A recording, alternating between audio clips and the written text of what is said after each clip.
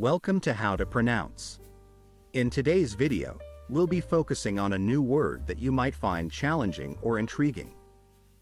So without further ado, let's dive into today's word.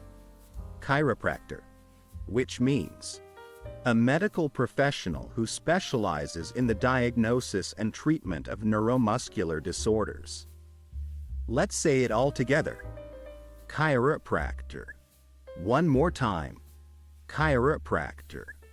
Now let's split the word into syllables and then pronounce each syllable one by one. Chi. R-O. Prac. Tor. Thank you for joining us on this adventure in pronunciation. Remember, language is a journey, not a destination. Keep exploring, experimenting, and expanding your linguistic horizons. We'll see you next time.